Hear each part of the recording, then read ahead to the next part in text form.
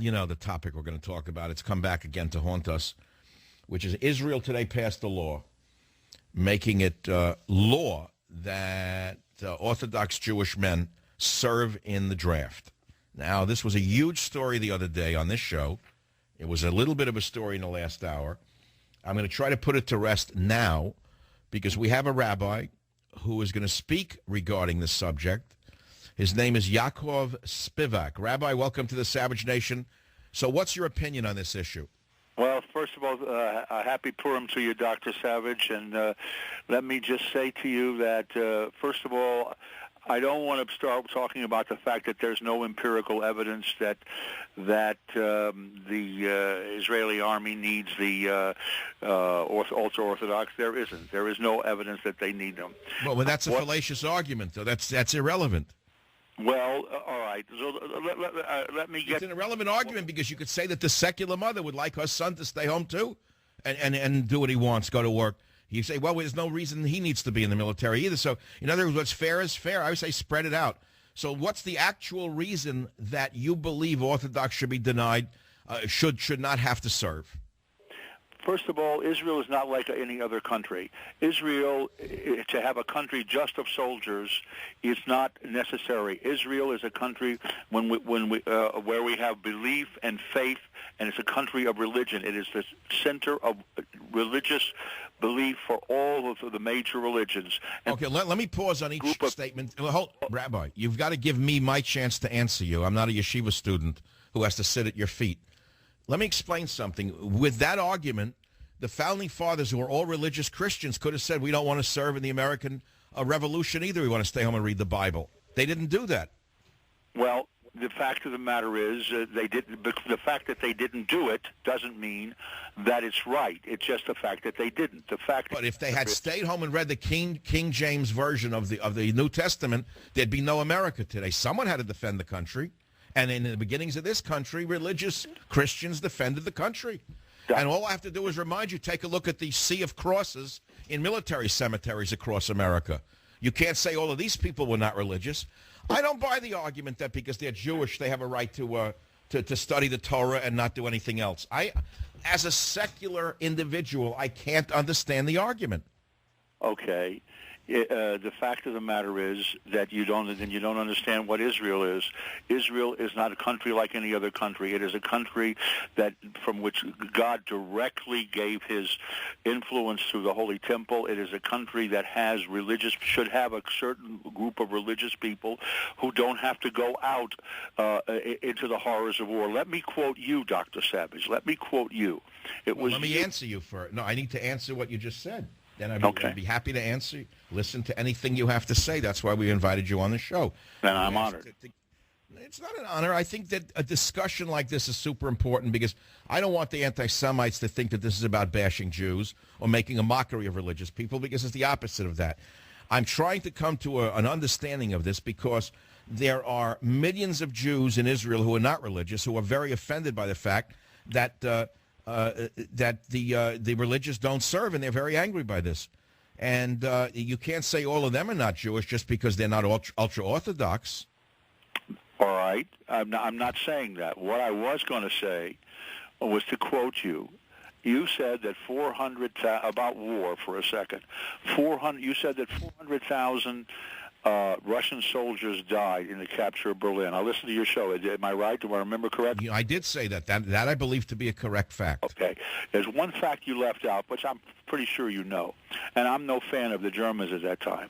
The other side of that coin, Dr. Savage, is that if you take the number of German women who were raped, that was over 2 million. That's also a fact. So war is one of the ugliest, horrible things in the world. So much so that the Bible, and you want the Torah's view on it, the Torah, the Bible allows, gives certain accommodations to a Jewish soldier when he's on the battlefield. If you want me to go into specifics, I will. Whoa, what do you mean an accommodation? Where does it say in the Old Testament that a Jew shouldn't serve in the military? No, it doesn't say that he shouldn't serve, but it says, what I'm trying to say is the horror of war allows... Well, we all know it's a horror. That's why we should try to resist it. But wouldn't it be more horrible if no men were willing to pick up arms in Israel and defend the country? Can you imagine the Holocaust that would occur if the Persians were allowed to sweep across your sacred land? Michael, in 1967, the war wasn't won because of on-the-ground troops. It was won because the Israeli Air Force knocked out the Egyptian Air Force in the first few hours of the war. It had nothing to do with the amount of people that picked up arms, and you know that. But again, it's a fallacious argument. No, it's not. Maybe what you say may be true, but it has nothing to do with the fact that some men did pick up arms. There were men in tanks, for example, fighting in the Sinai Desert. Yes. Just as in other wars, there were Israelis who fought in tanks on the Golan Heights. So you can't say that you didn't need men in tanks and airplanes and on the ground. You do need men. And that same Golan Heights, okay, the horrors of that war were in 73 that the Syrians, when they killed Israeli soldiers, I'm sorry to get graphic with your audience, stuffed the testicles of dead Israeli soldiers into their mouth, okay? I'm aware what animals the enemy is. I'm aware of the degeneracy of their lack of civilization and culture, as opposed to the Jewish soldier who is prohibited from acting in that manner by their religious precepts and by their common decency. I'm aware of the fact that the enemies of the Jewish people are the lowest vermin on the planet. I'm aware of all of this, which is why every Jew should have a 22. That's right. Well, you're quoting Kahana now, but the fact is that what happens here in these cases is you want to take this is a Jewish girl, you want to take a nice Yiddish maidel, a nice Jewish girl, and put her in the atmosphere of the army, okay? The army atmosphere is a horror. Even as good as the Israeli army is, living in that kind of life, the Torah allows a soldier on the battlefield, and I'll cite your chapter and verse if you want. When he sees a woman on the battlefield, he's allowed to take her. Under normal peacetime circumstances, he's not. Why is he allowed to take her, Dr. Savage? Because wait, who's allowed to take? What do you mean by take her? The Torah says that a Jewish soldier in the time of battle, all right? Look it up. It's called Parshat Ki Teitzei. Ask your friends. They'll show it to you. A soldier is during the time of battle is allowed to take a woman on the battlefield that he was not allowed to would not be allowed to take during peacetime. Why? What do you mean by take? You mean have sex with her? Yes. You mean any woman he could just grab and rape? You're putting it in there are certain conditions, but he's allowed certain accommodations that he's not ordinarily allowed. But what if she doesn't want to cohabit with him? Does she have any say in it? If she is with the enemy, if she is part of the enemy, the Torah allows that, and let me tell you why, okay? Because of the fact that the Torah recognizes that when a soldier is on such a level, he is down to what your anthropologist friends would call a primordial, basic human survival. In other words, he has to fight like an animal to beat the animals that want to kill him and his family. Exactly. And that's exactly why I think the Orthodox need to get out of the heavens and come down to earth and realize that they're surrounded by people who would reduce them to worms, turn them into fertilizer. How could they not understand the danger that they live in? In other words, bring all these guys who work in the service of the Lord, who are pious, who do wonderful things, who do mitzvahs, who do great things, who are not lazy. And I take tremendous exception to that being stated in your program. They're the hardest working people. Hasidim, the hardest. I'm living in Muncie, New York. You want to see hard working people who work in labor there? Well, now we're changing the subject. Now, no one said that the Jewish people are not hard working, but you're changing the argument. No. What about all of the ministers in the U.S. military, let's go back and start World War II, who laid down their lives in the name of God, who ministered to men who were dying and then got killed themselves? You can't say that they should have been absolved from the requirement to minister to the Christian soldiers. I don't understand the argument. Well, let me give you a little disclosure here. I'm the dean of a rabbinical school, and I ordain rabbis who I encourage to go out and be chaplains in the United States Army. Okay, in the United States. Well, so wait a minute. So you're not making any sense to me, Rabbi. If you do such a thing and you say it's kosher for them to go out and be a rabbi rather, in the U.S. Army, doesn't it mean they will be on the battlefield? Yes. So how does that not apply in Israel? difference between being on a battlefield for the United States, and being on a battlefield in a country, in a holy country like Israel that needs people to be pious and to sit and study Torah all day. Yes, that's what the Jewish state, that's what the Torah is about. That's why religion came from those areas. What do you want to do? Take them all, throw Uzis in their hands and make them into battlefield animals that we have to have? Is that what we? No, I would like to see the Jewish men of Israel defend themselves so that they can make certain that the future generations of Jews will continue to produce a sufficient number of holy men. So what about, in other words, make them all in the army. When somebody comes there, there are no pious people to set examples to be a light unto the nation. Everybody's got a Uzi. Everybody's got a... No, I didn't say, you're making it an all-or-nothing argument, Rabbi. Why can't the man be religious and pious and also learn how to fire a weapon? I don't understand the incompatibility. When I was 15 years ago, 45% of the Israeli army, the officers' corps, were Orthodox Jews. 45%, 15 years ago.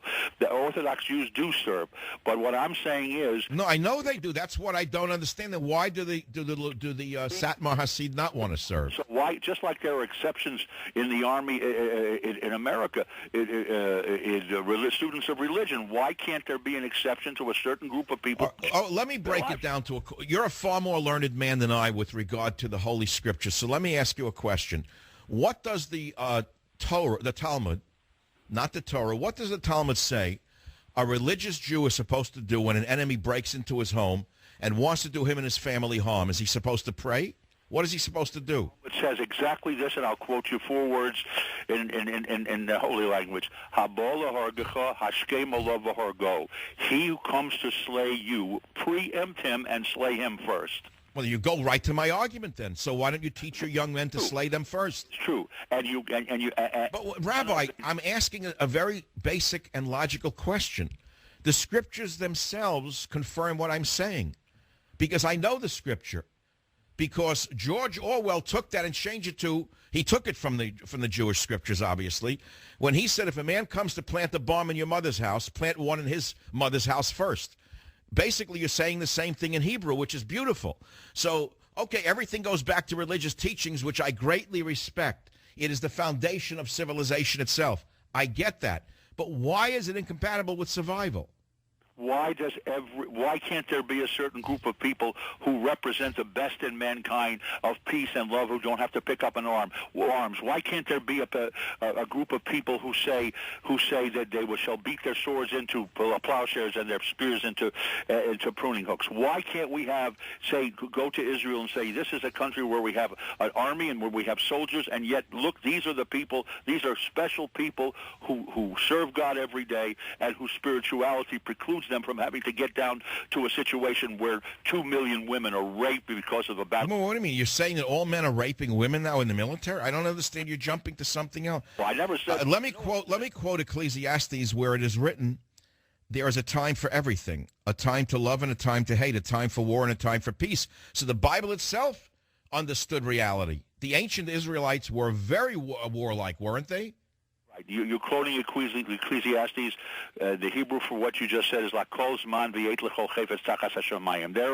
There is time for everything. Yes, there's a time for war. Well, what I'm saying is the ancient Israelites were great warriors, and in fact, the warrior culture was inherent in the ancient Israelite. But the rabbis of many leading rabbis have decided that the culture that exists in the army, where a girl's virginity is going to last maybe 6 months, and right, now that's another story, and that's a very important one. Would you be willing, perhaps, to stay on as we go to our commercial break and discuss that fear and what might be done about that? Because it's a very important one. It's the same fear as to sending a Jewish girl to Yale University or Harvard, where she becomes a prostitute within 3 days. I'll be right back. All right, the news story headline is Israel passes law meant to draft ultra-Orthodox. It happened today. It is a newsworthy discussion. And I must tell you that the discussion we've been having on the Savage Nation with the distinguished Rabbi Yaakov Spivak, who is an educated man on levels that most of us can never comprehend with regard to ancient scriptures. And I think it's very decent of him to want to convince me and my audience of his position, you're never going to hear this discussion on any other radio show or any television show in America. And I certainly appreciate the rabbis coming on the show. We can't develop what we're going to do now. We'll do it in the next segment. But, Rabbi, welcome back to the program.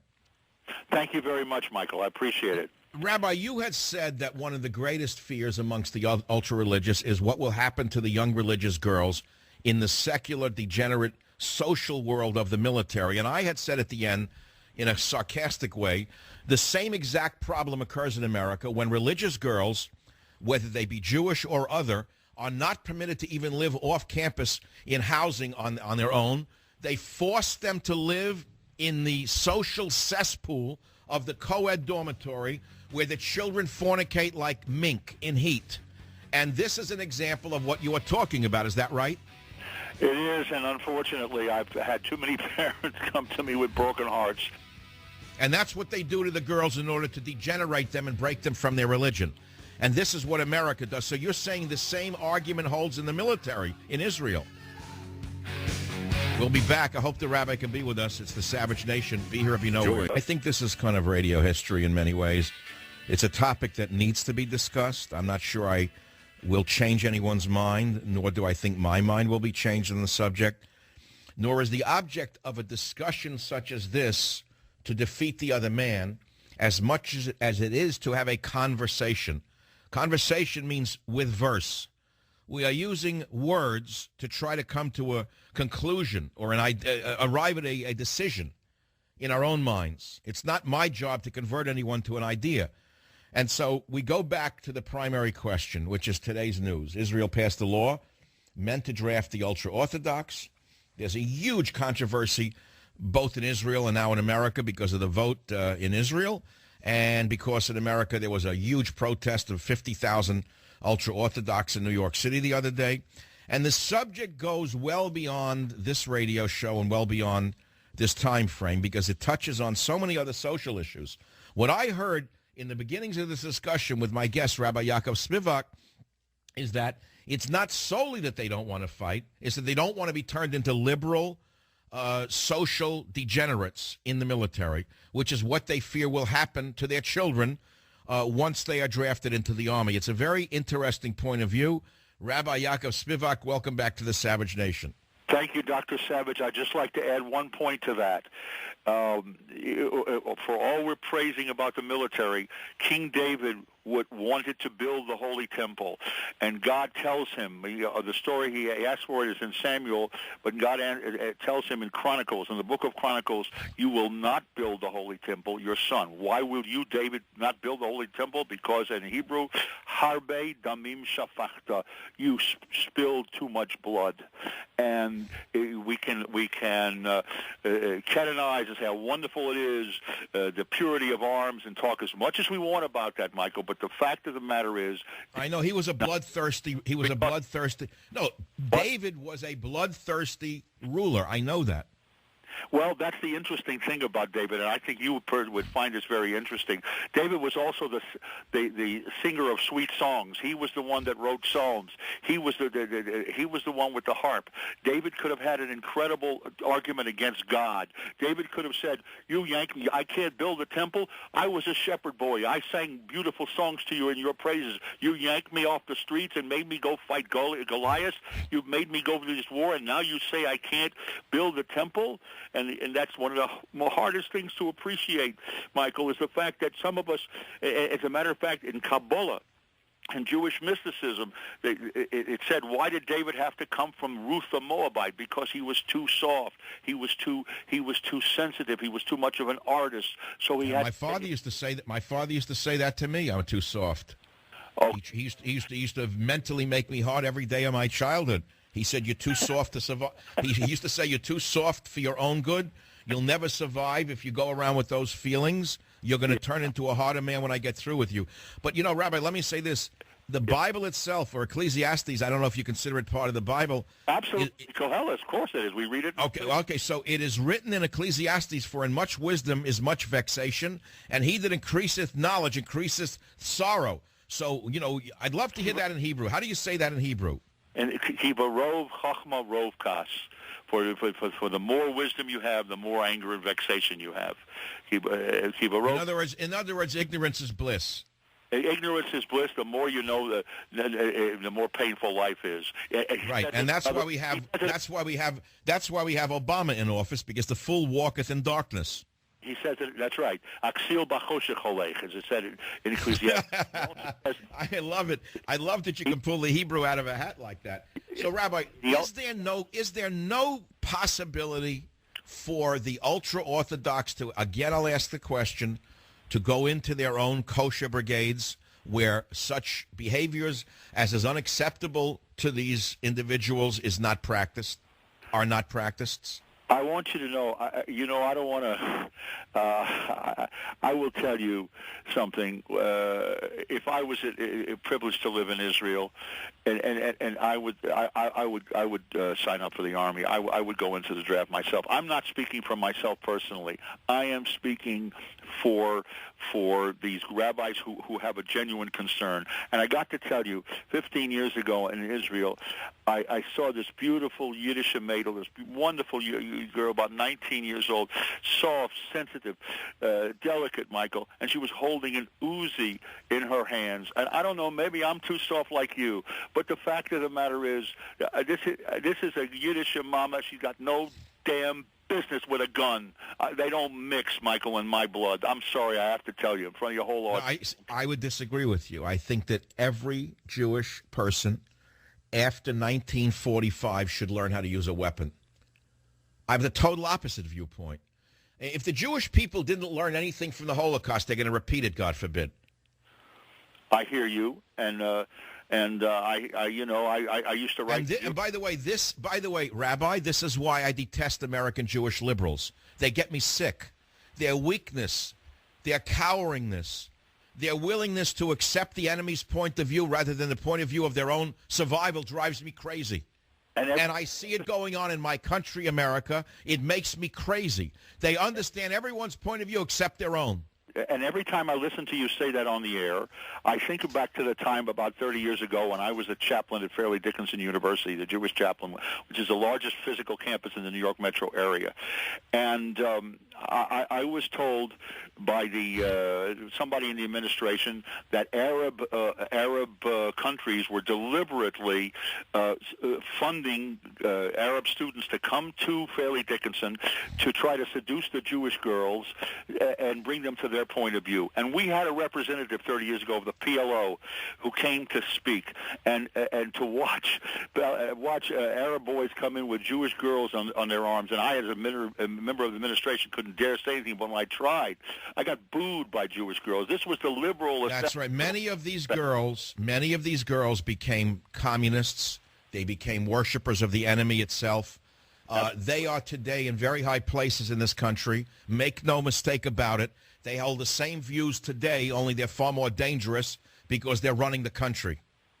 Absolutely. By the way, yes, the very same mentality that you just described is now in the highest offices in the land, which is why they hate Israel and love Iran. Yeah. Yeah. And so, Rabbi, I don't think we've changed. Either of us have changed our minds on the subject. Nor do I intend to try to change your mind. You're an extremely learned man, and I really appreciate knowledge, because to me, knowledge is the greatest thing on earth. I respect piety. Although I myself am the farthest thing from a pious man. I respect those who are. However, there are people who abuse the privilege of their piety, and that's another subject within the subject. And I think this is why so many secular Jews in Israel resent the fact that the ultra-Orthodox won't serve. Mm-hmm. Well, prayers, the miracle of Israel. Let me tell you, Michael, and I know I'm talking to a person who is PhD educated and uses empirical analytical thinking, but anyone who sits down and tries to realize that we went from Auschwitz to Sharm el-Sheikh in 22 years, from 6 million Jews dead and Jews walking like sheep in 22 years, from 1945 to 1967 when an Israeli soldier stood at the top of Sharm el-Sheikh. If anybody thinks that was done just by bullets and by guns, if anybody thinks that it was done any other way than as the Bible says, lo b'chayo v'lo b'choach, not with armies and not with strength, ki'im baruchi nuhum Hashem, only with my spirit. Don't think it wasn't done with prayers, because there's no way anybody at West Point or the Naval Academy is going to explain to you the miracle of Israel. All of that is true, but that doesn't deny the military prowess of the early Israelites. Yes, it was a miracle to turn back 6 armies in 1948. I have studied this in some detail. There's certainly a spiritual element to it, but if it was not for the sacrifice of those early settlers using the very weapons that I think you detest, if they did not use the primitive tanks and the weapons, and in fact there were some Americans who flew I think they flew Spitfires against the Arab armies. They were World War II pilots who flew Spitfires that were given to them, held together by spit and glue. So it was a combination of weapons and spirit. But Rabbi, you raise a very important point. One of the reasons America is dying is because it has a spiritual death. And the reason America needs a spiritual revival in order to come back to life is because the left, the illegitimate left that you mentioned, of the type of women, it's Fairleigh Dickinson, who slept with the enemy in order to infiltrate the Jewish people themselves, they are now running America. They have destroyed any remnant or semblance of Christian thought or Jewish thought in this country. The only religion they bend over for is Islam. This is why this country is dying, Rabbi. Absolutely, Dr. Savage. Absolutely. And so I see it globally. I see this like an eagle looking down. These leftists have destroyed anyone's desire to worship God in their own way. And this is why we need a religious revival in this country. Never forget that the majority of Americans are Christians, and yet their religion is under attack at every turn by the secularists who detest Christianity, who mock their religion. You turn a television show on, not a second goes by that there's not a laugh line about a Bible-believing Christian in this country. And yet if you look at the sea of crosses in military cemeteries, you realize that these degenerate no-goodniks, worse than a prune seed thrown out of a person's mouth, they don't spare a minute detesting the people who died so they could be as vile as they are every second of their lives, whether it be in Hollywood, which I call the sewer pipe of Hollywood, or on the television screens. It's a nudity of the lowest order that is destroying the country, Rabbi. And with men like you, perhaps we can have a religious revival. You know, Dr. Savage, just one thing I want to point out. One thing used to break my heart. Football players don't have guaranteed contracts. A football player can one moment be making a living for his family, and then 2 seconds later he gets cut because of the fact that he got injured. One of the most poignant things you would ever see on television is at the end of a football game, used to be a few years ago, the players from opposing teams would get together in a circle, and they would sit down and pray and say, "Thank you, good Lord, that you let me get out of this horrible game that I have to play, so that I have enough money and get a salary to put food on the table for my wife and children." And you know what? Every time that you would sit down and do that, Dr. Savage, the cameras would immediately pan away from it. God forbid they should show that to an actor. That's right. And when the one actor who won an Academy Award, thank God for him winning it, and his Christian parents, they booed him in the audience in Hollywood. The vermin of Hollywood booed the man who just won an Academy Award. He was the only one who thanked God for him winning the award. And how many children at colleges want to mention God and can't because of the rats in the universities today who have banned mention of God? They have destroyed God, and in doing so, they destroyed the whole nation. And as I say, if the Jewish people can be a lamp unto the nations and fight for this country for the right to pray and the right to mention God in our universities and in the military, maybe that will give the Christians the courage and the support that they need to do so as well. Absolutely. Michael, I just got to tell you, as I end my program, sometimes I use it with the Hebrew word chazak. Chazak means be strong. It's what Moses said to Joshua when he gave. And I say to you, Michael, you say you're a more of a secular man. There's a lot of religion in what you have to say. And my friends in the Orthodox community and out of it see that every day you speak. And I say to you, chazak, Dr. Savage, Dr. Michael Savage, chazak, be strong and give them hell. We love you. Well, God bless you, and thank you so much for being with me tonight. I think it was one of the greatest interviews I've ever heard or ever done in the history of my radio show, and I hope it lives eternally through the miracle of YouTube or the miracle of a tape. These words that we spoke tonight on radio, if you heard any of them or all of them, will be resonating for years to come. I'll be right back.